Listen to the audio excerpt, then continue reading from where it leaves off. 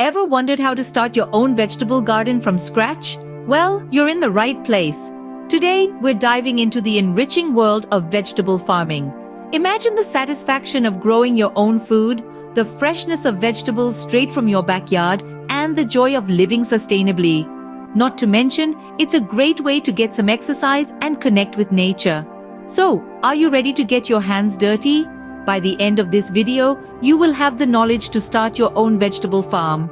The first step to start your vegetable farm is choosing the right location. This decision is crucial as the success of your farm hinges on it. Sunlight, soil quality, and water access are vital factors to consider. Most vegetables crave sunlight, requiring 6 to 8 hours of direct sun each day. Be sure your chosen spot isn't tucked away in the shade. Next, let's talk about soil quality. Plants draw their sustenance from the soil. Hence, fertile, well-drained soil is a must. You can always improve your soil's fertility with compost and organic matter. Water access is another important consideration. Your plants will need a consistent supply of water, especially in the critical growth stages, so a nearby water source is ideal. Different vegetables thrive in varying conditions. For instance, tomatoes love warm, sunny spots, while leafy greens can tolerate a bit more shade. Remember, the right location can make or break your vegetable garden. Once you have chosen the perfect spot, it's time to prepare the garden bed. The first step in this process is to clear the area. Remove any existing grass, weeds, or other plants. You want to start with a clean slate. After you've cleared the area, it's time to till the soil. Tilling is simply the process of turning over and breaking up the soil. This makes it easier for your plant's roots to penetrate the ground and access the nutrients they need.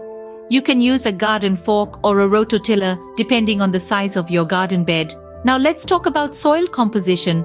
Ideal garden soil is loamy, which means it's a balanced mix of sand, silt, and clay. If your soil is too sandy or too clayey, don't worry. You can improve it by adding organic matter. Organic matter comes in many forms. Compost is a great choice because it's rich in nutrients and it improves soil structure, helping it retain moisture and nutrients. Aged manure, leaf mold, and peat moss are other options. Spread a layer of your chosen organic matter on top of your tilled soil. Next, you're going to mix that organic matter into the soil. A garden fork is a handy tool for this job. You want to distribute the organic matter evenly throughout the soil. This ensures that wherever your plant's roots go, they'll find the nutrients they need. Finally, smooth out the surface of the garden bed with a rake. This creates a nice even planting surface. And there you have it, your garden bed is ready. But here's a pro tip. If you can, prepare your garden bed in the fall. This gives the organic matter time to break down and enrich the soil before spring planting. But if it's already spring, don't worry, you can still prepare a great garden bed. It just might take a little extra organic matter. A well-prepared garden bed is the foundation of a thriving vegetable garden. With your garden bed ready, it's time to select and sow your vegetable seeds. Choosing the right vegetable seeds depends on two things: the season and your personal preference. Some veggies thrive in cool weather, like peas, radishes, and spinach. Others, like tomatoes, cucumbers, and peppers, love the sun's heat. So, always consider the time of year when you're planning your garden. As for personal preference, well, that's up to you. Maybe you love fresh, crisp salads, so lettuce and radishes are a must. Or perhaps you're a fan of hearty stews, in which case potatoes and carrots would be your go-to. The key here is to choose what you'll enjoy growing and eating. Now, let's get down to the business of sowing. The process begins with a careful examination of your seed packets. These packets are treasure troves of information. They'll tell you when to plant, how deep to sow the seeds, and the distance to keep between them. Let's take the example of sowing lettuce seeds. They're typically sown 1/4 to 1/2 inch deep, with seeds spaced about 1 inch apart.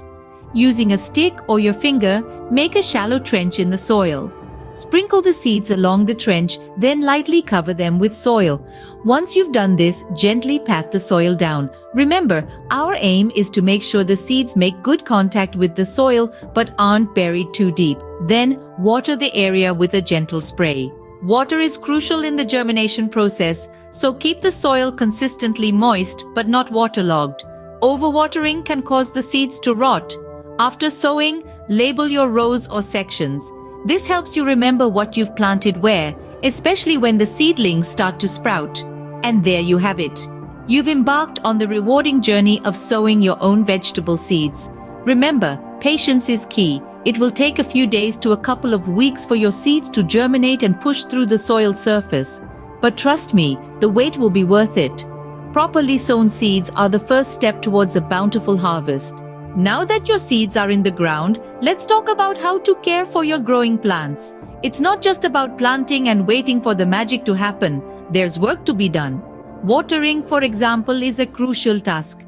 Overwatering or underwatering can both lead to the demise of your plants. The trick is to keep the soil consistently moist. If the surface of the soil feels dry, it's time to water. Just remember, it's always better to water deeply and less frequently than to sprinkle a little water every day.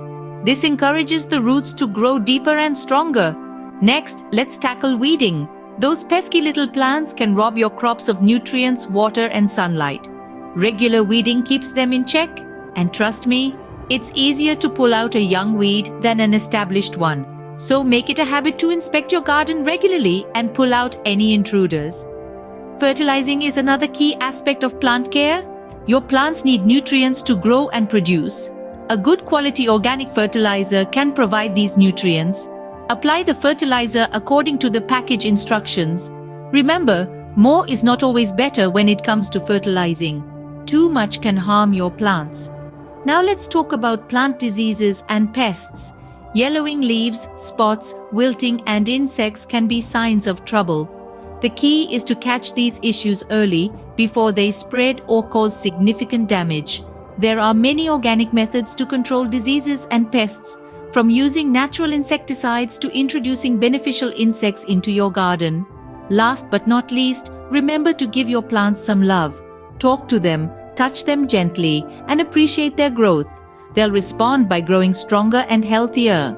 With regular care and attention, your plants will thrive and produce a great harvest. So roll up your sleeves and get ready to get your hands dirty. The reward will be worth it. Finally, the most rewarding part: harvesting and storing your vegetables.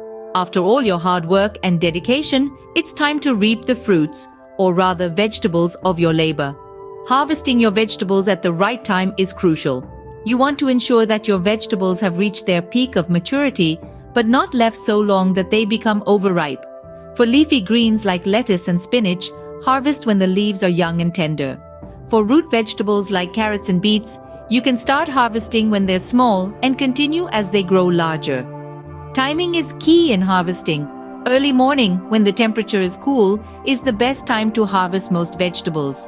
The cool temperature helps maintain the freshness and flavor of the vegetables. When harvesting, handle your vegetables with care to avoid damaging them. Use a sharp knife or pruners for vegetables that don't easily snap off the plant. For root vegetables, gently loosen the soil around them with a garden fork before pulling them out. Now, let's move on to storing your harvest. Proper storage can extend the life of your vegetables and keep them fresh for a long time. Leafy greens should be washed, dried, and stored in a plastic bag in the fridge. Root vegetables like potatoes and onions should be stored in a cool, dark place. Most importantly, don't wash these until you're ready to use them, as moisture can lead to decay. For vegetables like tomatoes, peppers, and cucumbers, avoid refrigerating them as it can make them lose their flavor and texture. Instead, store them at room temperature away from direct sunlight.